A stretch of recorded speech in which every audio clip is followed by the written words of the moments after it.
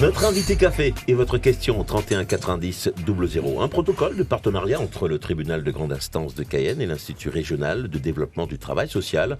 Nous en parlons avec la directrice de l'IRDTS, Colette Galibi. Bonjour Colette Galibi. Bonjour. Alors, Jessie Xavier l'évoquait il y a juste quelques secondes, s'agissant de cette nouvelle mobilisation contre le projet de réforme des retraites. Est-ce que les travailleurs sociaux ont matière également à s'inquiéter dans ce milieu?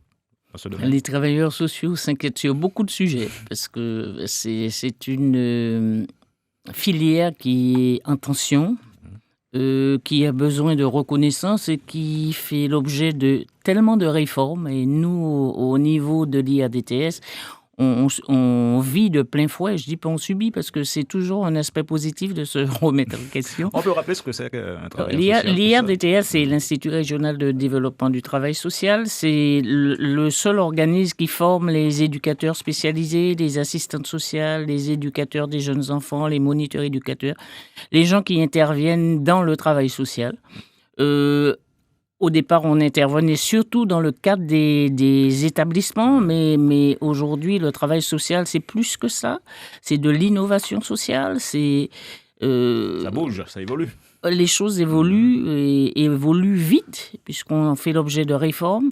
Les diplômes d'éducateurs, d'assistantes sociales, d'éducateurs des jeunes enfants, aujourd'hui, sont gradés licence.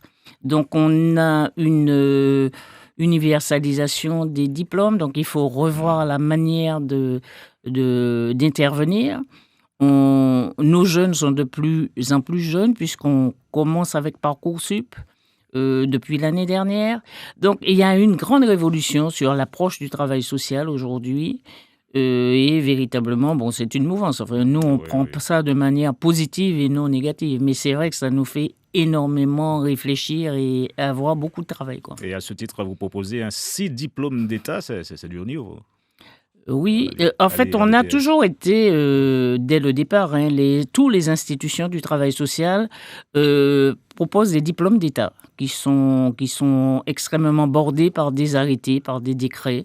Et véritablement, la Guyane en avait besoin. Donc, à l'histoire, quand Yvan Bertrand, à qui je rends hommage, a mis en place il y a une vingtaine d'années l'IRDTS, la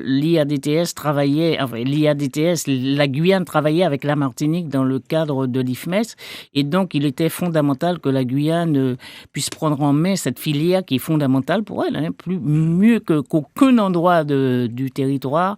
La Guyane a besoin du travail social. Donc elle a eu la chance et l'énergie de trouver un accompagnement du Conseil général de la période, puis du Conseil régional. Et aujourd'hui, l'IRDTS a un peu plus de 20 ans. Alors, une première en Guyane, on le disait, ce partenariat entre votre institut et le tribunal de grande instance de Cayenne, motivé par quoi précisément Eh bien, c'est motivé par toutes ces réformes, par le climat social. Vous savez, les juges et nous, on se rejoint parce que véritablement,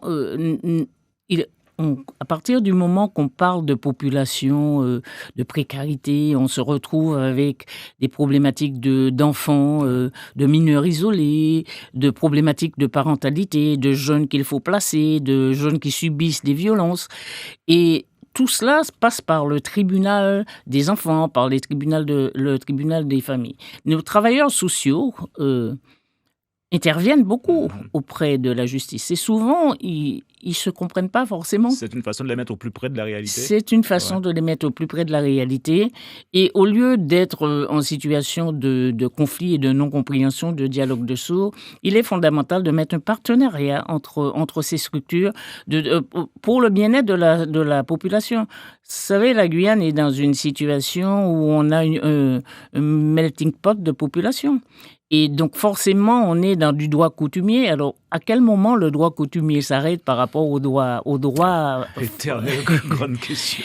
Et tous ces éléments, nous, on a une place très importante pour continuer ce travail de recherche et de partenariat avec le tribunal.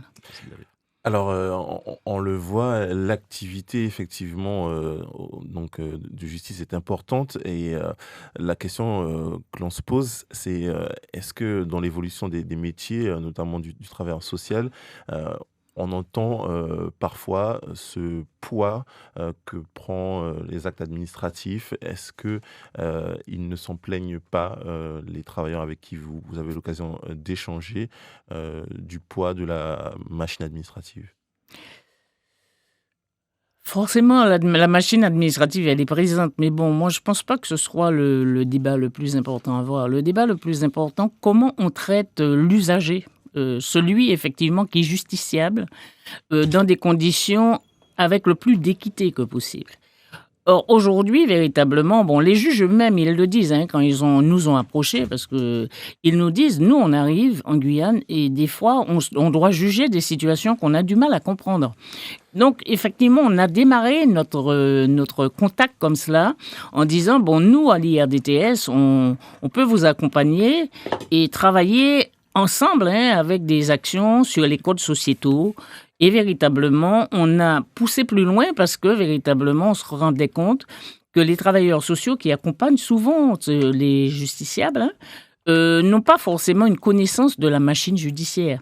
Donc, le fait de recevoir nos stagiaires lors des tribunaux, de les faire participer à des stages, que les juges eux-mêmes interviennent dans nos formations, prépare un peu ce dialogue et ce partenariat pour mieux accompagner les jeunes. Ensuite, nos travailleurs sociaux, ceux que nous formons et ceux qui sont déjà sur le terrain, sont aussi un relais auprès de ces populations puisqu'ils interviennent directement auprès des populations les plus fragiles. Donc, pour nous, c'est très important. C'est une manière, effectivement, de revoir l'approche du travail social. Combien de jeunes concernés par ce partenariat? Vous parlez de ceux qui sont en formation? Tout à fait. Chez nous, on parle d'à peu près 150 jeunes, à peu près. Okay. Donc forcément un partenariat gagnant-gagnant avec pas mal d'ambition, engager des actions communes, faciliter l'accueil des étudiants, présenter des grands principes Enfin bref, vous avez foi quant à la concrétisation de tous ces objectifs, Je dirais, sinon on n'irait pas. Oui, bon, c'est sûr que c'est des choses qui sont à construire, mais bon, on a un rapport très correct. Les juges interviennent déjà de manière individuelle dans nos formations. Vous savez, nos formations, comme je vous le dis, sont des formations diplômantes avec un rapport strict. Donc, à un moment donné, il faut qu'ils maîtrisent un peu l'appareil judiciaire.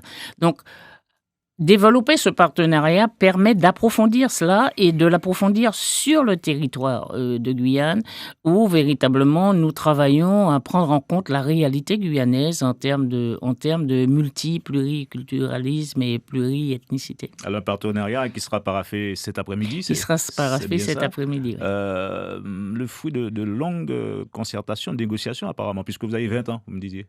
Pourquoi maintenant? L'IRDTS à 20 ans, oui. Le partenariat a démarré, enfin, cette notion de partenariat a démarré au moment où on faisait l'inauguration autour d'avril. Et donc là, on a vu la nécessité de convergence. Ça germait déjà. Okay, voilà. Très bien. Okay. Merci beaucoup, Colette Galibi, d'avoir répondu à nos questions sur ce partenariat entre votre institut et le tribunal de grande instance de Cayenne. Partenariat qui sera donc signé cet après-midi officiellement. Okay. Passez une bonne journée. Merci, c'est moi qui vous remercie. Okay. L'invité café. Suivez l'info sur Guyana Première, télé, radio et Internet.